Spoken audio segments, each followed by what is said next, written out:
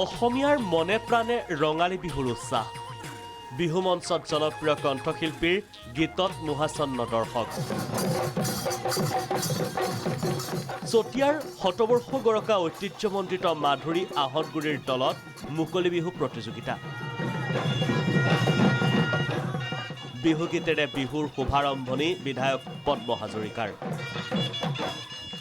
Tato koise mehor madhuria hator tolor dinu mela oi nohako noikene koi thako সরকার স্বীকৃতি madhuria hator tolor bihu melar ei স্বীকৃতি যাতে আমি আদায় কৰিব পাৰো তাৰ কামনাৰে সকলোকে পুনৰবাৰ মই বিহু বলিয়া উলক যাচি মোৰ একেষাৰ সামৰিলো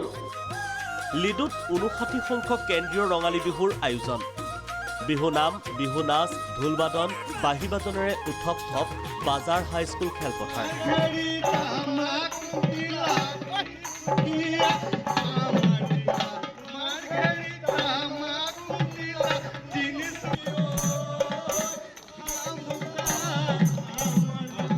উদুলি মুদুলি ধেমাজিৰ ৰেক্টিক্স স্কুলৰ বাকৰি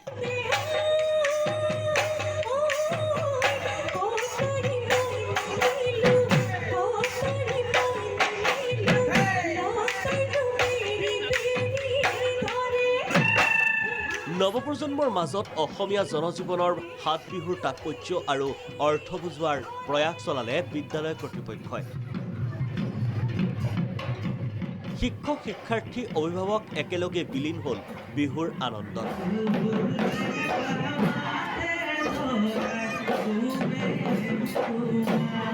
পৰম্পৰাগতভাৱে সোণোৱাল কছাৰীসকলে বিদায় দিলে বহাগ বিহু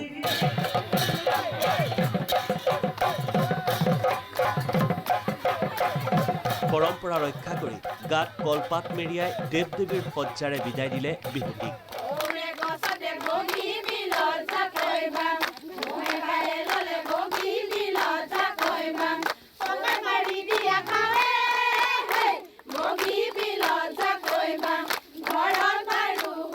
সদৌ ডিব্ৰুগড় ছাত্ৰ সন্থাৰ উদ্যোগত চৌকিডিঙি খেলপথাৰত কেন্দ্ৰীয় ৰঙালী বিহু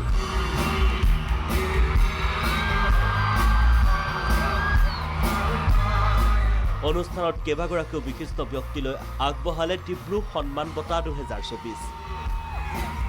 সাংস্কৃতিক অনুষ্ঠানৰ মুখ্য আকৰ্ষণ অংগৰাগ পাপন মহন্ত ইটোৰ পাছত সিটো বহু জনপ্ৰিয় গীত পৰিৱেশনেৰে মন্ত্ৰমুগ্ধ কৰিলে হাজাৰ হাজাৰ দৰ্শকক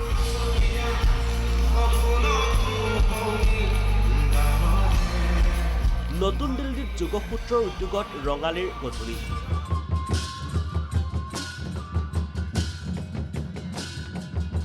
অনুষ্ঠানৰ মুখ্য অতিথি কেন্দ্ৰীয় মন্ত্ৰী সৰ্বানন্দ সোণোৱাল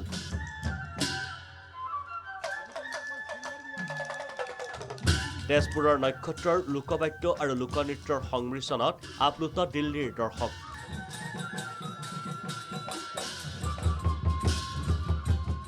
খুব ভাল লাগিছে যুগসত্ৰক বিশেষকৈ অনুষ্ঠানটোক মই ধন্যবাদ জনাইছোঁ তেখেতসকলে